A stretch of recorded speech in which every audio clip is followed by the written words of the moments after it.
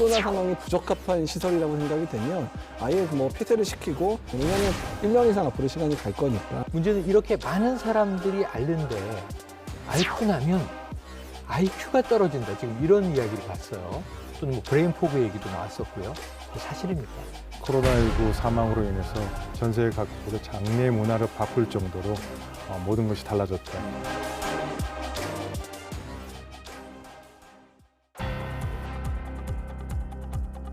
여러분 안녕하십니까? 더 이슈 진단 코로나19 최진봉입니다. 코로나로 인한 전 세계 사망자 수가 100만 명을 넘어서고 있습니다. 오늘은 통제 불능에 빠진 팬데믹 상황에 대해서 현지를 직접 연결해서 살펴보도록 하겠습니다. 먼저 함께 하실 분들 소개해드리겠습니다. 더 독한 분석으로 돌아온 최영희 시사평론가, 바이러스와의 현명한 공존을 고민하고 계시는 이재갑 감염내과 교수, 그리고 오늘의 특별한 초대 손님, 대한의사협회 과학검증위원장이시자 고려대학교 예방의학교실의 최재욱 교수님 나오셨습니다. 어서 오십시오. 안녕하세요. 안녕하세요. 자, 최 교수님, 나라 밖 코로나 상황도 우리가 살펴봐야 되겠지만 먼저 국내 상황을 좀 여쭤보고 싶어요. 지금 상황을 보면 100명이 오르락내리락하는 그런 형태를 보이고 있는데 지금의 상황, 최 교수님 어떻게 분석하고 계세요? 아마도 이러한 상황은 지역사회 감염이 잠재되어 있는 부분들이 계속적으로 튀어나오면서 집단 감염의 형태로 나타나는 그런 부분들이 계속 반복적으로 지금 생긴 지 벌써 몇 달이 된 것 같습니다. 아마 8월 이후 상황이 지금 반복되고 있고요. 막아내지 어렵다면은 좀 전반적인 사회적 거리두기라든지 이런 부분들을 지속 가능하게 장기전을 가야 되는 상황이 되지 않겠느냐. 뭐 그런 여러 가지 고민들이 지금 해야 되는 시점이 아닌가 이렇게 생각됩니다. 자, 코로나19 장기전으로 우리가 들어갔다고 볼 수 있을 텐데 이런 상황 괜찮을까요? 어떤 특정 기간의 느슨함들은 반드시 대가를 치르게 된다는 것들을 이미 경험했거든요. 그래서 앞으로 1, 2주 안에 특별한 문제가 없었으면 좋겠다는 생각을 하는데 그러진 못할 것 같고요.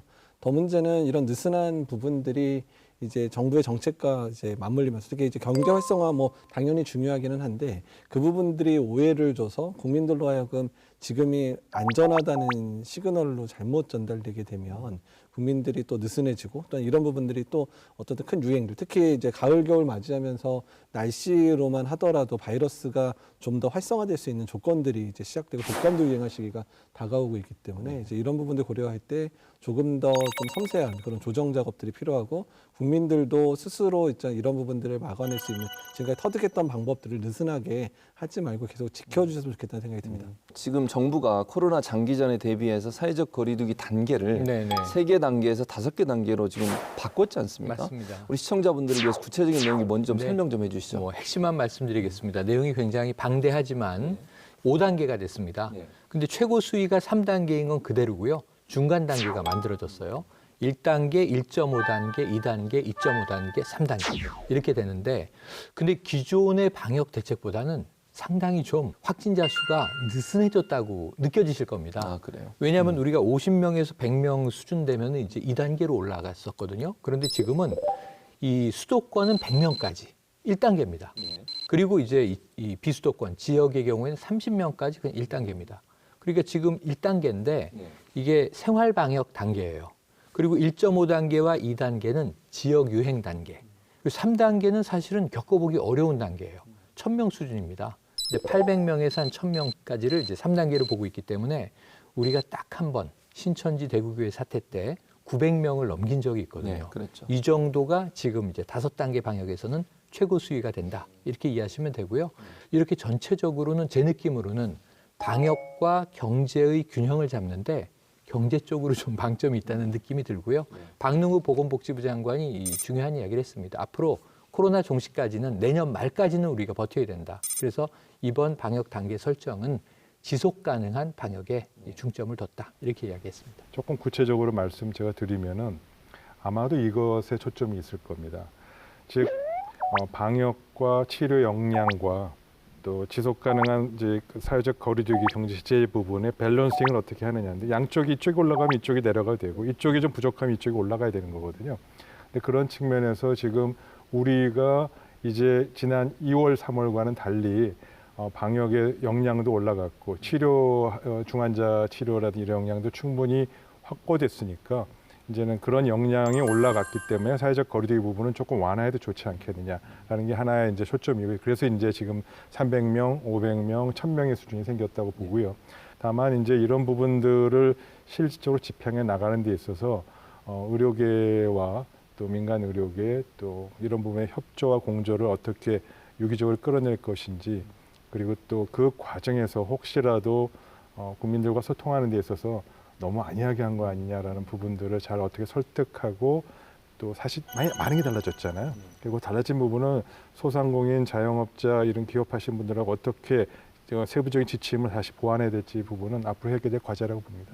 그러니까 지금의 이제 사회적 거리두기, 어떤 사회적 거리두기의 단계라는 것 자체가 그러니까 이게 올릴 만한 이유를 찾는 게 아니라 거꾸로 말하면 이제 그런 올릴 만한 일을 없애려고 만드는 측면이잖아요. 그러니까 이 정도 수준 절대로 이상은 안 되니까 적어도 1단계 수준을 계속 유지를 해서 지속 가능한 방역을 하겠다고 만든 건데 문제는 단계를 조정하는 데 너무 힘을 뺀 것 같아요. 많은 시간을 너무 빼서 그럼 1단계를 유지하려면 필요한 실질적인 그런 개선안이라든지 아니면 사회의 어떤 모습들 또는 사회적 거리두기를 어떻게 실제 생활에 적용하는 이런 부분에 있어서는 너무 그냥 뭐 조금 뭐 강화하겠다, 뭐 문을 안 닫겠다, 뭐 이런 식으로만 얘기하는데 문을 안 닫으려면 문들을 안 닫을 만한 정도의 그런 현장에서의 방역의 모습들이 바뀌어 나가야 되고요. 또한 그거를 잘 바꿀 수 없는 그런 업장 같은 데는 정부 차원에서 충분한 지원을 해줘야 될 수도 있고 또는 만약에 도저히 이건 코로나 상황이 부적합한 시설이라고 생각이 되면 아예 뭐 폐쇄를 시키고 그 부분에 있어서 전업도 시켜주고 적극적으로 이제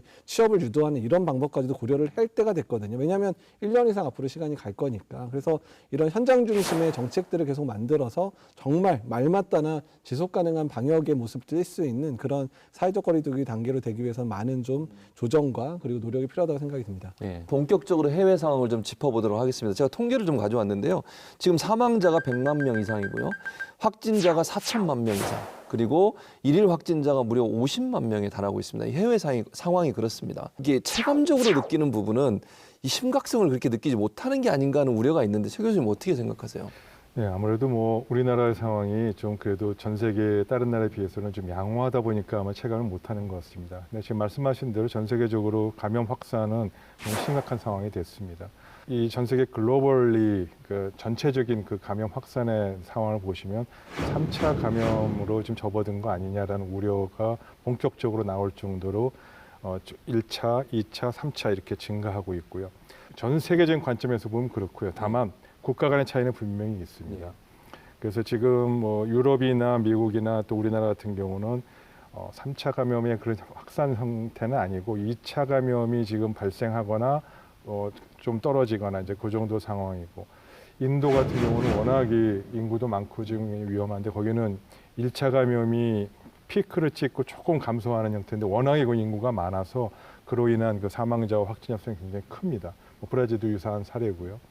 그래서 이제 조금씩 다른 양상입니다만 분명히 글로벌리 보면은 전 세계적인 관점에서 보면은 지금 3차 감염의 1차, 2차보다도 훨씬 더 피크가 커질 가능성이 있고 만약 이 부분이 제대로 이번 가을에 겨울에 통제되지 않는다면 많은 전문가들이 우려했듯이 대규모 감염과 대규모 사망자로 인한 특히 중저소득 국가에서의 의료체계 붕괴로 인한 코로나 비코로나주라는 가리지 않고 이제는 다 희생자가 커질 그런 상황이라고 보시면 좋겠습니다. 근데 뭐 그런 얘기 말씀드리기 좀 안타까운데요. 좀 그러니까요. 속상하기도 하고 걱정도 됩니다. 수치보다는 사진 한 장에 주는 어떤 충격이랄까요? 아니면 경각심 클 수 있다고 보는데 어떤 사진입니까? 지금 보시는 사진 창가에 한 청년이 앉아 있습니다. 이제 팔레스타인 청년이고요. 30살의 자하드 알스와이티라는 이름입니다. 그런데 저 창 안에는 어머니가 입원해 있어요. 코로나19 확진된 상황입니다. 저희가 팔레스타인 헤브론 지역에 있는 병원이에요. 2층인데 이 밤이 되면은 이 청년이 와서 배수관을 타고 2층 창가 턱에 저렇게 마치 뭐 새처럼 올라앉아서 안에 있는 어머니를 바라보고 가는 거예요. 그러니까 매일 어머니를 보러 가서 별명이 이슬람 효자라는 별명이 붙었습니다. 그런데 이제 왜냐하면 격리돼 있고 접촉을 할 수 없으니까요. 그런데 어머니가 결국 7월 16일에 지난 여름에 숨을 거두세요. 창밖에 있는 아들을 보고 숨을 거두셨다고 전했고, 이 이슬람 전통이 있는데 어머님이 유언을 남기신 것 같아요. 이 그 알스와이티라고 하는 청년이 친구들과 함께 어머니의 시신을 훔쳐냈어요, 병원에서. 그래서 어머니가 나를 비닐에 넣지 말아달라. 그래서 이 어머니를 원래 이슬람 전통대로 하얀 수의를 입혀서 매장하는 방식으로 장례를 치렀는데, 이 사연이 너무 좀 울림이 크다 보니까 처벌은 받지 않았다고 합니다. 아, 그렇군요. 참 안타까운 소식입니다.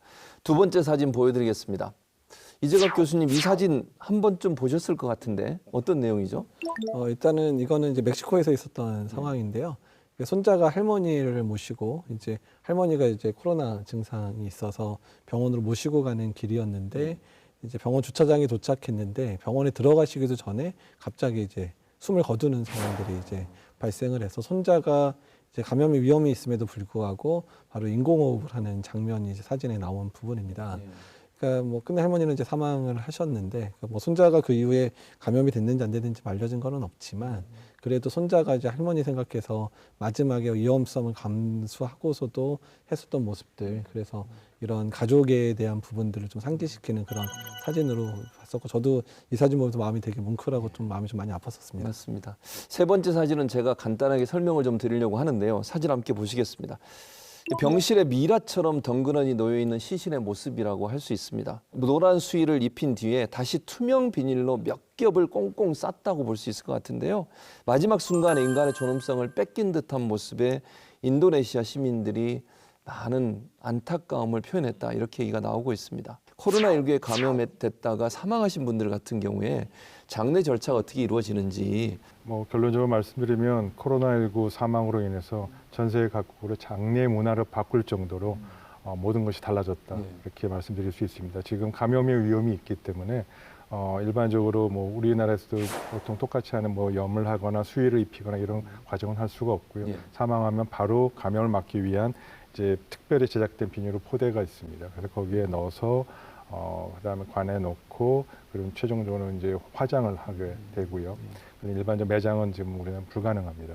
이 매장과 관련돼서 그 매장 습관하고, 또 사실 마지막 이제 관에 넣어서 이렇게 보내기 전에 가족들이 같이 상면하고 이렇게 여러 가지 이제 못다한 얘기도 하고 부탁도 하고 그런 게 사실은 우리나라가 똑같습니다. 그런데 이슬람도 똑같아요. 제가 우즈베키스탄에 가 있을 때도 이 문제가 굉장히 사회적으로 심각했습니다. 그런데 거기서도 똑같이 이 국제 규정에 따라서 그렇게 하고 있는데, 그것 때문에 굉장히 반발이 굉장히 많았습니다. 근데 그런 거를 전혀 할 수 없고, 정말 그 마지막 가는 얼굴을 보려면 보호자가, 가족이 옷을, 방호복을 입고 들어가서 봐야 되기 때문에 그런 여러 가지 안타까운 상황들이 벌어지고 있는 것이 지금 전 세계적인, 우리나라뿐만 모든 현실입니다.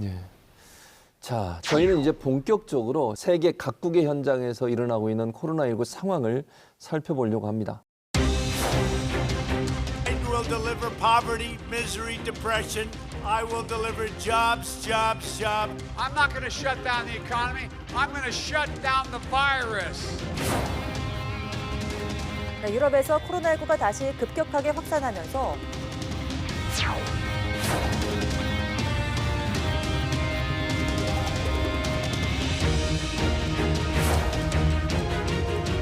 열악한 의료 체계와 높은 빈곤층 비율 등으로 보건 위기가 급격히 심화하는 양상입니다. 당장은 제가 외국인으로서 네덜란드에서 할 수 있는 건 굉장히 제한적이기 때문에 거리 두기도 1m 이상 유지가 안 되고 있는 것 같아요. 작년에 비해서는 많은 매상이 떨어졌지만 한 절반 수준이라고 보면 될 거예요.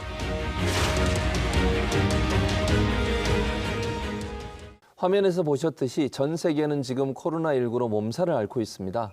그래서 저희가 현재 있는 교민들을 직접 연결해서 발빠르게 현지 소식을 전해드리려고 합니다. 먼저 미국으로 가보겠습니다. 전 재미 한인과학기술자협회 뉴욕 지부 회장이신 스티븐 서 회장님과 연결돼 있는데요. 회장님 나와 계십니까? 예, 안녕하세요. 네, 안녕하십니까? 자, 첫 번째 질문을 먼저 드리겠습니다. 일일 신규 확진자가 10만 명을 넘을 정도로 미국의 상황이 상당히 심각한 상황인데 실제로 현지 분위기는 어떤지 좀 전해 주시죠. 예, 저는 뉴욕 부근에 살고 있고 하루 확진자 10만이 넘는 확진 기록에 대해서 모두 심각성을 느끼고 있습니다. 그래서 모두 감염 방지를 위해서 조심스러운 일상생활을 유지하라고 충분히 노력하는 의지도 목격을 합니다. 하지만 한국과 달리 이런 효율적인 병역에 관련된 또 법률적 시스템이 기본적으로 현재 뒷받침이 안 되어 있기 때문에 앞으로 다가오는 블랙 프라이데이, 땡스기빙, 쇼핑, 파티, 또 크리스마스, 송년, 새해 모임들로부터 관련되어서 폭발하는 또 감기 시즌과 같이 이렇게 맞물려서 폭발하는 코로나 사태를 막기는 쉽지 않겠다고 생각합니다. 자, 회장님은 과학자이시기도 한데요. 지금 상황 미국의 방역 시스템에 대해서 어떻게 생각하시는지, 혹시나 실패했다고 생각하시는지 이 부분도 좀 묻고 싶어요. 개인정보 보호 권한을 정부나 방역 당국에 이렇게 유출을 허용하는 그런 국가나 또 공산국가들은 이런 철저한 컨택트 트레이싱을 실행하면서 그 확진자의 근황과 그 주변을 관찰하고 또 격리시키고 통제하고 추적할 수 있는 시스템을 구축한 상황이지만 개인의 정보 보호를 꼭 지키고자 하는 국민 성향이 강한 유럽이나 미국은 어차피 시작부터 이런 상황을 알고 시작했기 때문에 미국의 상황을 현재 실패했다고는 보기 힘들고 그 외에 이런 일이 일어날 줄 짐작했음에도 불구하고 다른 이용 방법을 찾지 못한 특히 예방의학이나 진단 방법들, 빠른 진단을 통한 확진 그리고 환자 정보 교환 등 효과적인 격리 지침과 더불어서 효율적으로 운영하지 못한 점들은 분명히 실패했다고 개인적으로 생각을 합니다. 예. 이제 미국의 화이자나 모더나가 백신 개발을 하고 있잖아요. 그런데 제가 듣기로 우리 한국 과학자들도 이 백신 개발에 일정 부분 기여했다 이런 얘기를 들었는데 어떤 부분에 기여를 하고 계시는 겁니까? 한인 과학인 제약인들 중에 많은 분들이 모더나, 파이저, 애스트라제네카 등등 여러 큰 제약회사에서 연구하시는 분들이 많으세요. 사실 지난주에 제약인 협회 모임이 온라인 E-심포지움으로 열렸는데 거기서도 많은 제약인 과학인들이 여러 분야에서 특히 백신 개발에서도 많은 활약을 하고 성과를 거두시고 기여를 하시는 모습을 볼 수 있었습니다. 네, 이제 미국 대선이 끝났습니다. 뜨거운 관심을 모았는데요. 이 트럼프의 선거 유세 때문에 이 3만여 명이 코로나19에 감염됐다. 이런 스탠퍼드 대학의 연구 보고서가 있었습니다. 물론 선거 유세를 통해서 코로나 확진자가 늘었다는 것은 사실이겠지만 그리고 또 사실이고 이로 인해서 트럼프가 됐든지 트럼프가 낙선이 되고 바이든이 당선이 됐다고 하더라도 지금 현재 미국 상황의 코로나 사태를 크게 변화시킬 수 있다고는 보지 않습니다. 다만 미국에 있는 국민들에게 지금 빨리 긴급 지원돼야 되는 코로나 에이드 만큼은 속도가 붙을 거라고 생각합니다. 자, 지금까지 전 재미 한인과학기술자협회 뉴욕 지부의 스티븐 서 회장님이셨습니다. 연결 응해주셔서 감사드립니다. 예, 감사합니다. 다음은 유럽으로 가보겠습니다. 최근에 긴급 사태를 선언할 만큼 심각한 상황에 빠져 있는 스페인으로 가보도록 하겠는데요. 스페인 한인 부회장이신 이형민 부회장님 나와 계십니다. 부회장님 나와 계시죠? 네, 반갑습니다. 스페인 마드리드 한인회 부회장 이형민입니다. 예, 반갑습니다. 자, 첫 번째 질문을 좀 드리겠습니다. 유럽의 일일 신규 확진자가 20만 명 이렇게 쏟아지고 있는 상황이고요. 스페인 같은 경우도 유럽에서 누적 확진자가 100만 명을 넘어서는 최초의 국가가 됐습니다. 지금 스페인 상황 어떤지 좀 전해주시죠. 가장 최근 일일 확진자 수가 2만 5천 명이 넘어갔고 이제 사망자 수도 유럽에서 가장 많은 숫자를 기록하고 있습니다.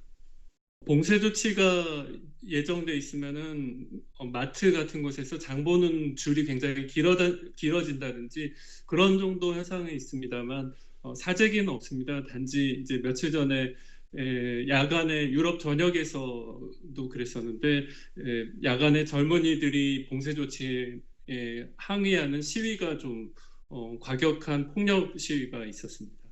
네, 자 부회장님, 이 지금 사상 초유의 이 글로벌 팬데믹 사태를 해외에서 직접 겪고 계시잖아요. 이 가장 두려웠던 순간이 있다면 어떤 장면이 떠오르십니까? 제가 평소에 제 아이를 데리고 뭐 휴일 같은 때 가던 아이스링크라고 해야 되나요? 스케이트 타러 다니던 아이스링크들이 있었는데 그 아이스링크를 가장 심했던 상황에서 방수포를 덮고 거기를 영화실로 사용을 하게 됐었습니다. 그리고 국제 전시장도 뭐 야전 침상으로 가득 차 있는 상황이고요. 그리고 동시에 그 상황에서 제가 잘 아는 지인, 그러니까 이동 봉쇄 조치 일주일 전에도 우연히 만나서 반갑게 인사를 했던 분이 그 당시에 2주 정도 의식불명 상태로 있었고 그 아내분께서는 뭐 장례식장 알아보러 다니시던 그런 상황이었습니다. 네, 부회장님 또 한 가지 궁금한 게 있는데요. 지금 국내에서 보기에 일부 유럽 국가에서 이 아시아인에 대한 차별이 좀 심하다 이런 보도들이 많이 나와서 지금 스페인에 계시는 우리 한인 교민들의 경우에 뭐 인종차별이라든가 이러한 좀 불이익을 겪거나 어려움을 겪었던 사례들은 없었는지 궁금합니다. 스페인은 상대적으로 인종차별의 정도가 굉장히 낮은 나라입니다. 그럼에도 불구하고 코로나 상황 초기에는 이제 아시아 국가들이 한창 심각한 상황이고 유럽에는 아직 그 상황이 전개되기 전일 때는 뭐 식당에 들어가기만 해도 동양인이라는 이유로 뭐 밥 먹던 사람들이 모두 쳐다본다든지 또 혹은 뭐 길거리에서 뭐 이제 괜히 시비를 걸었다든지 그런 상황들이 좀 있었다는 이야기를 많이 들었습니다. 스페인 교민회에서 어떤 활동들을 교민들을 위해 하고 계신지 설명을 좀 해주시겠습니까? 코비드-19 이 코로나 바이러스에 취약한 계층을 대상으로 해서 마스크를 저희가 보내드리는 사업도 같이 진행을 했습니다. 대사관과 함께. 당시 스페인에서는 마스크를 약국에 가서도 구할 수가 없는 상황이었습니다. 그리고 현재 다시 또 2차로 마스크를 보내드리고 이제 준비하는 사업을 예산을 확보를 하고 실무적인 일을 진행을 하고 있는 상황입니다. 자, 여러 가지로 노력을 많이 하고 계셔서 교민들에게 큰 힘이 될 것이라고 생각이 됩니다. 지금까지 스페인 교민회의 이형민 부회장이셨습니다. 좋은 말씀 감사드립니다. 고맙습니다. 유럽에서 진행되고 있는 2차 대유행에 여러 얘기들이 있긴 한데 그중에 하나가 바이러스 변종 얘기가 나오고 있어요. 이재갑 교수님. 이게 사실에 부합한 얘기입니까? 사실 뭐 우리나라도 초기부터 바이러스 변이 얘기가 있었죠. 뭐 처음에 S형 돌고 V형 돌고 뭐 G형 돌았다는 얘기가 있는데요. 그러니까 사실 코로나 바이러스 같은 경우는 RNA 바이러스여서 계속돼서 바이러스의 변이들이 계속 일어나고 있거든요. 근데 그 중에서 이제 과학자들 또는 의학자들이 가장 중요하게 여기는 부분들이 뭐냐면 바이러스의 표면에 있는 돌기, 그러니까 스파이크라고 하는 이쪽에 유전적 변이가 일어나면 이 부분을 대부분 이제 백신이나 이런 것들이 이제 항원 부위로 작용하게 되고 우리 면역계가 이제 그 부분을 중요하게 생각하고 인식을 하는데, 그러니까 그 부분에 변형이 생기게 되면 뭐 백신이나 치료제 효과가 떨어지는 게 아니냐 이런 이제 걱정들을 많이 하시고 있습니다. 근데 스페인에서 시작된 뭐 이제 AEEV라 그래서 이게 알라닌 성분이 발린으로 바뀐 그런 이제 한 부분에 이제 유전적 변이가 일어난 부분이 있는데, 그러니까 아직까지 그 변이 부분이 어떤 의미를 가지고 있는지는 밝혀지지는 않았어요. 근데 이제 새로운 유행 패턴들이 유행하면서 이게 주종이 되면서 유럽에서 유행하는 이제 바이러스의 종류가 이제 이 형태로 많이 바뀌었다고 하거든요. 뭐 스페인에서 영국으로 가고 영국에서 다른 국가로 가서 퍼진다 그랬는데요.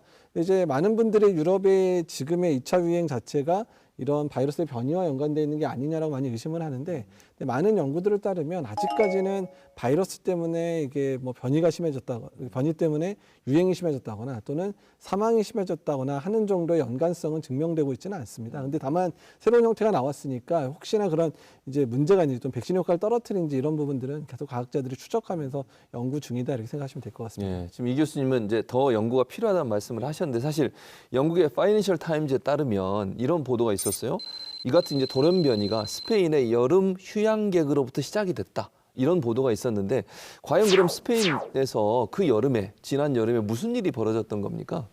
아시다시피 유럽은 8월 달에 바캉스 시즌입니다. 근데 이번 바캉스는 진짜 사람들이 꽤 많이 갔더라고요. 뭐 유럽에 프랑스, 스페인, 영국, 스위스 많이 갔어요. 그중에 이제 스페인에도 많이 갔고 스페인에서부터 이렇게 바캉스 갔다가 8월 중순, 8월 말부터 유럽 전역으로 바캉스객들이 돌아가면서 그럼 자연스럽게 확산이 된 거다라는 것이 이동 경로와 같이 해서 파악이 됐는데 아마 그런 점에서 이 공항의 허브 공항이라고 얘기하는 런던 히스로 공항이나 파리, 마드리드 공항에서 이런 부분들 방역을 좀 더 통제를 철저히 했다면 혹은 또 이 바캉스 여행객들이 본인들의 개인 위생이라든지 그런 마스크라든지 이런 부분을 좀 철저히 했다면 이런 부분을 좀 막을 수 있지 않았을까.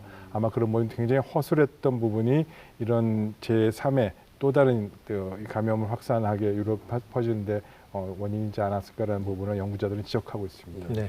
자, 여기서 시청자들이 궁금한 것을 대신 물어보는 최영일의 더 이슈 체크. 좀 확인할 게 있습니다. 지금 영국 정부가 만든 이 백신 TF가 있어요. 근데 이 TF의 위원장이 최근에 한 말이 자, 어쩌면 모든 백신이 다 실패할지도 모른다. 그래서 이재갑 교수님께 정말 그런지 만약 그렇다면 이게 우리에게 어떤 영향을 줄지 말씀을 좀 부탁드립니다. 사실 뭐 영국의 이제 케이트 빙엄 위원장이 한 얘기라고 이제 전해주고 있는데 이제 많은 분들이 생각할 때 그러니까 백신이라고 하면 한 번 만들어지면 효과가 뭐 당연히 뭐 100% 뭐 맞으면 다 걸리면 안 걸리는 이런 거를 생각을 많이 하시는데 사실은 이제 백신을 허가시키는 이제 당국 입장에서는 백신의 효과를 어떻게 따지고 있냐면 적어도 한 70% 정도 되면 아주 성공적이다. 근데 지금 갈수록 이제 그 부분이 떨어지는 거예요. 한 50%만 돼도 괜찮다. 50%만 돼도 허가해 주겠다. 이렇게 나오고 있거든요. 그러면 그 50%란 얘기는 절반만 안 걸리는 게 하는 거죠. 그리고 또 다른 측면은 50%가 안 걸리는 측면에다가 만약에 50%가 더 걸리더라도 노인들이라든지 이런 고위험군이 맞았을 때 효과가 있으면, 그러니까 적어도 그러니까 걸릴 수는 있더라도 사망을 줄이는 효과만이라도 있으면 좋은 거 아니냐 정도로 갈수록 지금 백신의 효과에 대해서 계속 후퇴를 하고 있는 상황이에요. 근데 이것도 이제 연구 결과가 좋으면 상관이 없는데 일부 백신들 같은 경우는 열심히 맞춰놨는데 효과가 별로 없네.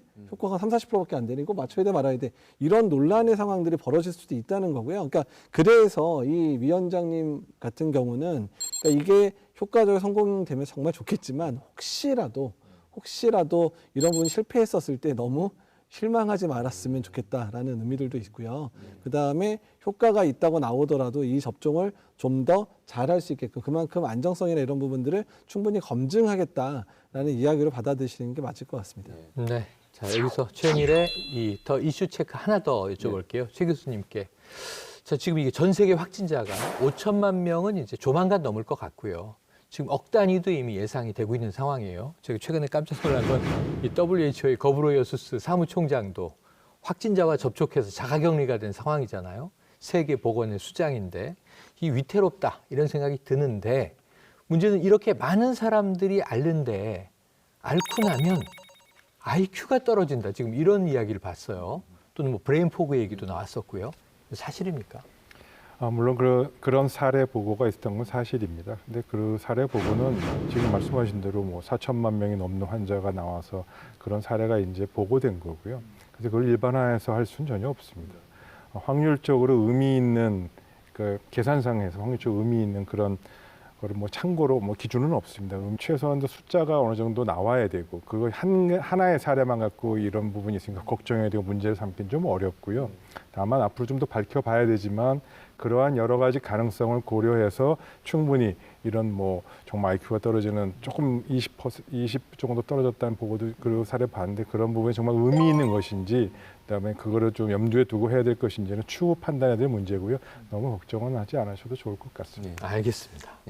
자, 앞서 살펴본 북미 지역 또 유럽 지역 같은 경우에 이제 코로나19가 다시 재확산되면서 의료 대란 일어나고 있다고 하는 그런 우려가 지금 나오고 있습니다. 그런데 과연 그러면 우리나라는 괜찮은 건가? 우리나라의 의료 체계라든지 지금 뭐 예를 들어서 코로나19의 위험성이 높은 그런 이제 연령대에 계신 분이나 이런 분들 같은 경우에 치료를 제때 받아야 될 텐데 과연 우리나라는 의료 체계가 아직까지 안전한 겁니까? 이렇게 1차 유행 때도 네. 보셨지만 초기에 중환자실 확보랑 병상 확보 조금 늦어지면서 집에서 돌아가신 분들 네, 일시적으로 그랬었죠. 발생을 했었어요. 네. 그리고 2차 유행 때도 이제 수도권에서 막 늘어날 때 중환자실이 마지막에 한 5개 남는 수준까지 사실 올라갔는데 그때부터 유행이 좀 떨어지면서 간신히 버텼거든요. 그러니까 이제 지금 상황에서 이제 정부 입장에서는 중환자실 많이 늘리겠다. 그래서 지금 아직 200개 그대로예요. 지금 네. 서울 수도권 지역에. 그리고 전국 단위로 늘려서 아마도 올해 겨울까지 600개까지 확보를 하겠다. 그다음에 이 병상은 오로지 코로나 환자만 받는 병상 만들겠다라고 얘기를 하거든요. 그러니까 이제 그렇다 그러면 거꾸로 얘기하면 우리는 앞으로 확진자의 숫자가 적어도 발생했었을 때 중환자실에 입원할 만한 사람이 지금 뭐 중환자실에 보통 보름에서 한 달 정도 입원을 하거든요. 적어도 600명 이상이 돼버리면 우리도 의료 대란을 겪을 수밖에 없다라는 얘기가 돼요. 근데 이제 유럽이나 미국 같은 경우는 오히려 초반부터 많은 환자가 발생을 하다 보니까 많은 환자에 대해서 볼 수 있을 정도로 그러니까 뭐 저절로 준비가 돼 있었죠. 그래서 이제 유럽이나 미국이 지금 확진자가 막 늘어나는데 초기에는 좀 버티는 것처럼 보였단 말이에요. 근데 이제 거기도 이제 시간이 지나가고 확진자 늘어가니까 지금 의료 체계 붕괴되는 조짐들 보이잖아요. 그러니까 우리나라도 비슷할 건데 우리나라는 오히려 버퍼가 훨씬 낫단 얘기예요. 그러니까 우리나라는 오히려 유럽 같은 상황이 만약에 도래해서 하루에 1,000명, 2,000명 상황이 1, 2주만 가더라도 분명히 중환자실 부족하고 병상 부족한 상황이 바로 발생할 수 있거든요. 그래서 저는 이제 정부 당국에 부탁하는 거는 그러니까 우리가 일단은 그 정도 상황이 발생하지 않게끔 최대한 노력을 해야 되긴 하지만 적어도 우리나라가 3단계에 대한 계획을 세웠다면 3단계 수준이 발생을 하더라도 의료체계가 붕괴되지 않을 수준 정도는 준비를 해놔야 되는데 아직 그 부분은 조금 부족한 것 같습니다. 예. 이번에는 좀 다른 분위기에 있는 나라에 계신 분과 화상 연결을 해보려고 합니다. 코로나 청정구역으로 불리고 있는 베트남에 계신 분과 연결을 해보려고 하는데요. 현재 베트남에서 사업을 하고 계시는 우리 최준식 사장님 연결해 보겠습니다. 사장님 나와 계십니까? 네, 안녕하세요. 예, 안녕하십니까. 연결 감사드리고요.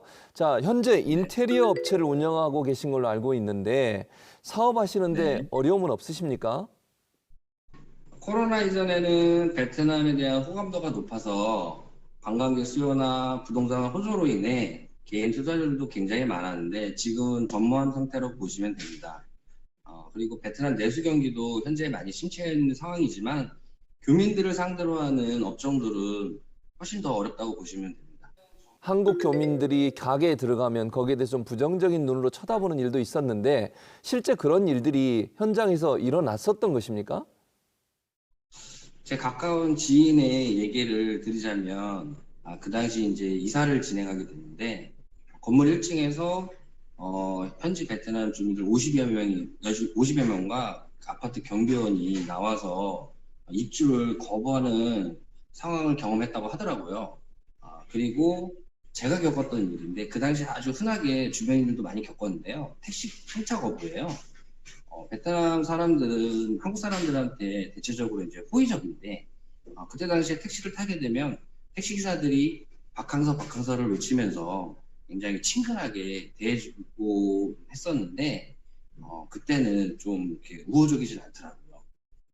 그리고 다른 경험은 엘리베이터를 탔을 경우에 동승을 회피하거나 동승을 했을 경우에도 자리를 좀 더 피하던가 아니면 아이들도 입으로 손을 막는 그런 제스처를 취하면서 그런 행동들을 좀 서슴지 않게 하곤 했습니다. 그래서 저는 화물 전용 엘리베이터 칸을 타면서 조금 서러움을 느끼기도 했던 것 같아요. 최근에요, 이재용 삼성 부회장도 베트남에 입국을 한 바가 있었는데요. 자, 이 외국인과 기업인에 대해서 패스트트랙, 그러니까 이제 신속 통로, 입국 절차를 간소화하는 이제 제도가 적용이 됐습니다. 그렇다면 만약 우리나라의 여행객이 베트남에 입국이 이제 허락된다면 베트남 국민들이 좀 어떨까 궁금한데 좀 반발이 심할까요? 아니면 좀 반겨 맞아줄까요? 한국이라는 특정한 이유 때문에 그 전에 베트남 내 부정적인 그러한 입장들은 안 보일 거라고 저는 생각을 합니다. 왜냐하면 이제 그동안 보여줬던 한국의 세계적인 언론의 반응이나 그 성공 방역에 대해서도 이곳에서 뉴스를 접하기 때문에 그런 부정적인 인식들이 많이 희석되지 않았을까 하는 생각이 들고요.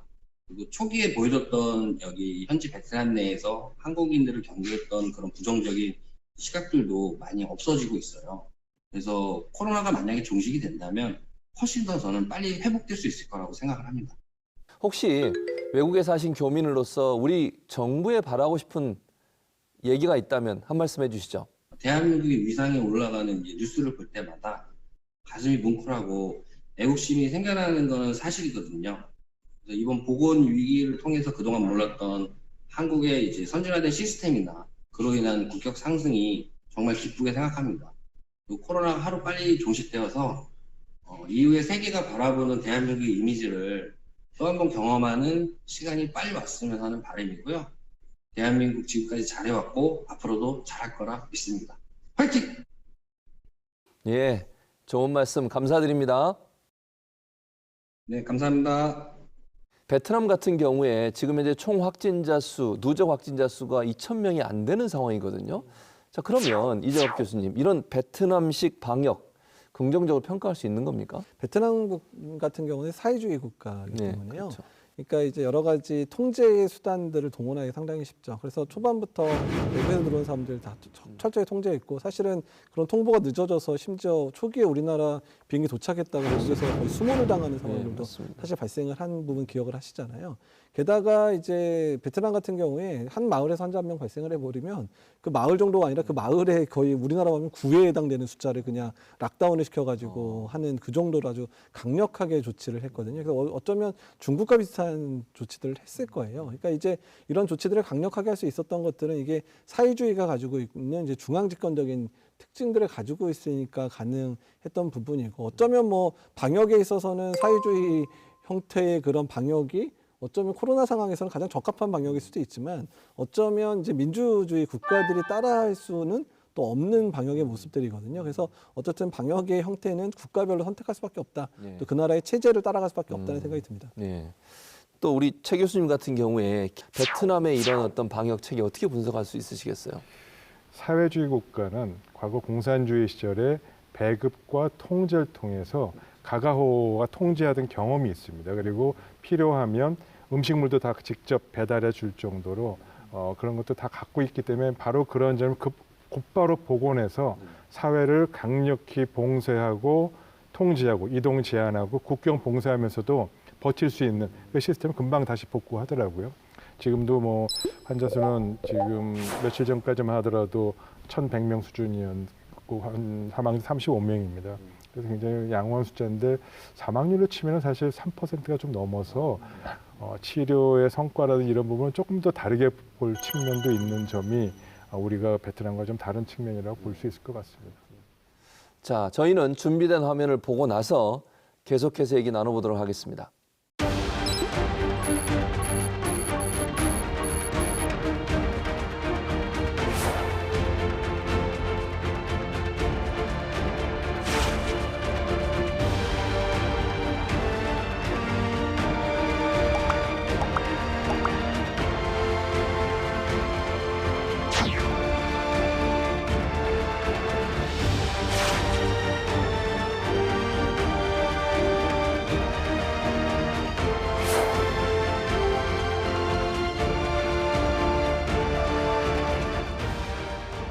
전 세계 재유행 사태가 벌어지고 있는 상황에서 해외에서 재유입하는 분들에 대한 관리 필요하다는 생각이 드는데, 이 두 가지가 서로 연관성이 있는 건 아닌지 궁금하거든요.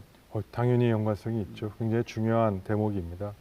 모든 감염병은, 신종 감염병 환자는 첫 번째 환자가 있기 마련이에요. 그렇죠. 우리가 못 찾아서 그렇죠. 또 우리나라에 지금 이번 코로나19도 결국은 우리나라에는 없던 게 유입해서 들어온 거 아니겠습니까? 그래서 유입되는 것을 방역에 막아야 되고요.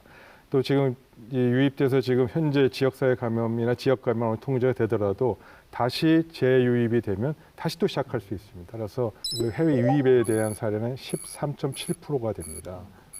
결코 적지 않습니다. 그리고 앞으로 또 여행이라든지 이런 부분들이 어느 정도 이제 통제가 완화될 텐데, 이런 재유입에 대한 가능성과 위험성 계속 커지기 때문에 이에 대한 보완이라든지 좀 더 추가적인 조치가 할 수 있는 것이 무엇인지의 검토는 당연히 필요하다고 생각합니다. 예.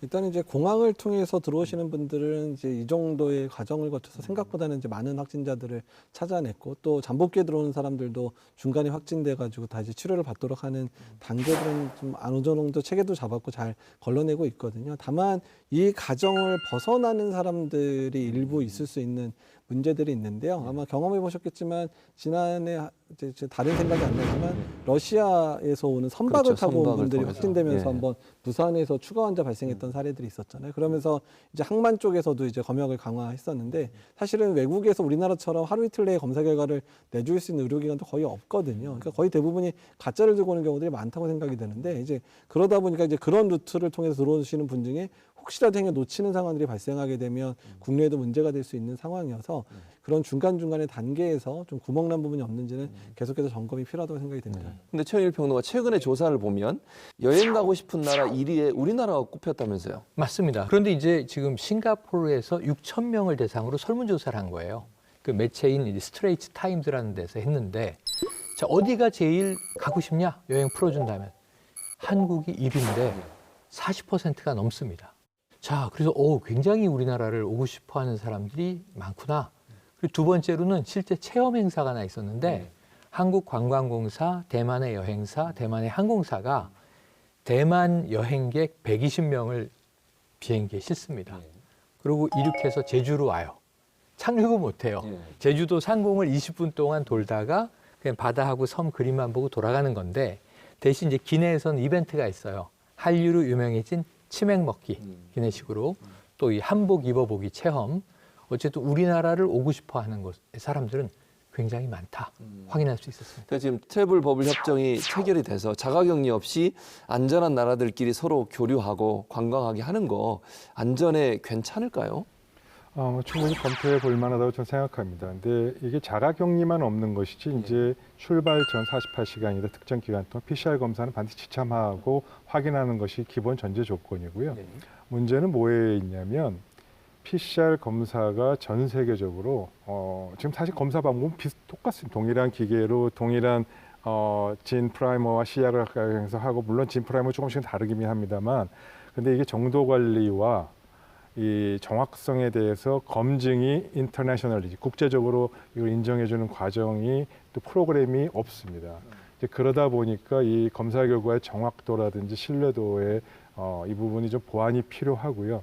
그러한 부분이 좀 전제가 돼서 이것이 충분히 예를 들자면 지금 올림픽 위원회 같은 데 이 도핑 컨트롤 하잖아요. 도핑 컨트롤처럼 전 세계적으로 신뢰와 정확도에 대해서 누군가 컨트롤하고 이에 대한 인증을 하는 그런 시스템 통해서 전 세계 PCR 검사가 보편화된다면 활용해 볼 수도 있겠다. 그렇게 생각이 됩니다. 오늘도 이제 마무리 발언과 함께 가져오신 사진들 소개하는 또 기사들 소개하는 시간을 갖겠습니다. 최영일 평론가 어떤 사진이나 기사 가져오셨어요? 저희가 추석 명절 때 이건 민족 대이동인데 어떻게 막을 것인가. 그래서 그때 보면 불효자는 옵니다. 이런 표현도 유행을 했었고요. 그랬었죠. 또는 벌초하려다 벌초 당한다. 뭐 이런 얘기도 있었고 이게 무서운 얘기죠. 그렇죠. 그런데 이게 뭐 농담처럼 어쨌든 유행어가 됐었습니다. 근데 이게 헬로윈 데이는 우리나라의 전통 명절이 아니잖아요. 근데 이게 젊은이들이 뭐 좀비 코스프레도 하고 뭐 이렇게 귀신 분장도 하고 하다 보니까 재미가 있어서 파티를 즐기다 보니까 확산돼 나갔던 거예요.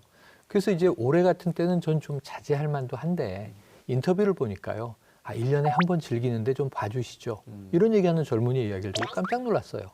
이게 이태원 클럽바를 겪었는데도 저런 말씀을 하시나. 그리고 이제 이 이태원에 사람들이 거리 두기가 없었어요. 이렇게 촘촘하게 붙어 있는데 좀비 분장, 귀신 분장, 특히 해골, 사신이라고 부르죠. 낯들고. 그걸 보는 순간 전 되게 무서웠어요. 보통 이 재밌어야 되는데 할로윈이 만성제인데 정말 저렇게 될까 봐. 계속 이제 일주일 지나가고 있잖아요. 다음 주까지 아무 일 없이 넘어가기를 기도해 봅니다. 맞아요. 자, 최재욱 교수님 어떤 사진이나 기사 가져오셨어요? 네, 제가 좀 개인적으로 지난 2주간 아주 머리를 싸매면서 고민했던 기사가 10월 4일 날 미국에서 뭐 그레이트 베링턴이라는 곳에서 선언했던 집단 면역의 유효성과 필요성에 대한 부분을 강조하고 사회적 거리두기를 좀 완화하면서 경제 활동을 좀 해야 되지 않겠냐라는 그런 학자들이 모여서 선언을 했고 그 선언에 거의 1,000명이 넘는 학자들이 지금 서명을 했습니다. 그에 이어서 바로 2주도 안 돼서 그에 반대하는 학자들이 또 모여서 안 된다. 사회적 거리두기 완화하고 집단 면역을 하는 것은 과학적이지 못하고 오히려 그것 때문에 더 사회가 더 이 전파가 퍼질 수 있다. 그건 좀 정치적인 것 같다. 뭐 그런 여러 가지 이유를 통해서 이제 반대하면서 뭐 존 스노우 각서라는 걸 서명을 또 받아서 거의 5,000명이 또 서명을 했습니다. 뭐 학자적인 논쟁과 학술적인 논쟁은 당연히 찬성해야죠. 권장해야 되는데 이 부분이 학자적인 논쟁이 아니라 정치화되고 있고 실제로 이것이 집단 면역의 효과성을 좀 강조하는 부분이 실제로 트럼프 대통령의 그런 선거 전략으로 쓰여지고 있고 또 반대되는 입장은 또 반대되는 쪽으로 쓰여서 전 세계가 이렇게 나눠지고 있는 것은 마치 공중보건 역학자들이 마치 내전을 벌이고 있는 양상처럼 보여서 굉장히 우려스럽고요. 그리고 참 초유의 사태라서 굉장히 걱정이 된다는 얘기를 좀 말씀드리고 싶습니다. 예. 자, 이재갑 교수는 어떤 내용 가져오셨습니까? 독일에서도 이제 좀 재밌는 실험을 했더라고요. 예. 콘서트장에 한 10,000명 정도 들어갈 수 있는 콘서트장에서 한 1,500명 정도의 그런 관객들을 두고 이 사람들이 어떻게 하는 행동을 했을 때 가장 안전하게 공연을 할 수 있는지 이런 실험을 했거든요. 어쨌든 1,400명 중에서는 한 10몇 명 정도가 확진자가 있을 거라고 가정해 실제 확진자는 없었고요. 검사에서 다 음성인 사람만 들어갔지만 어떤 확진자가 섞여 있을 때 그러니까 일단 기본적으로 마스크는 다 써야 되고 자석을 어떻게 하면 좋은지 또는 공조를 어떻게 하면 실내 공간도 안전하게 활용할 수 있는지 이런 부분을 실험을 했더라고요. 결론적으로는 마스크 반드시 착용하고 거리 두기를 하고 실제 공간보다는 좀 원래 수용 가능한 인원보다는 많은 숫자를 줄여서 해야 되고 또 마지막으로 강조한 게 공조 시설이었어요. 공조를 통해서 공조가 이제 제대로 좀 되고 환기가 제대로 되면 그 안에서도 앉아 있는 조건 안에서 그러니까 스탠딩은 안 된다. 그러니까 앉아 있는 조건에서 공연을 하면 어느 정도 되겠다 이런 얘기가 나왔거든요. 어쩌면 지속 가능한 방역을 위해서는 각각의 업장별로 이런 정도의 연구들이 진행되고 이 정도 하면 괜찮다. 그러니까 이제 앞으로 계속 뭐 하면 안 된다라는 게 아니라 연구도 하고 실험도 해보고 사람들의 의견을 들어서 이제는 이 정도는 해도 됩니다. 이 정도는 안전합니다. 이제 이럴 수 있는 모범적인 사례들을 계속 만들어 나가면 어떨까 생각을 이 기사 보고 했습니다. 세 분의 말씀을 들어보니까 다양한 분야에서 우리가 더 고민하고 또 변화가 필요한 부분도 있지 않나 이런 생각이 듭니다. 더 이슈 진단 코로나19 오늘은 전 세계적으로 재확산의 기로에 서 있는 팬데믹 상황에 대해 살펴봤습니다. 오늘 준비한 소식은 여기까지입니다. 저희는 다음 주에 더 새로운 소식으로 여러분 찾아뵙도록 하겠습니다. 함께해 주신 여러분 고맙습니다.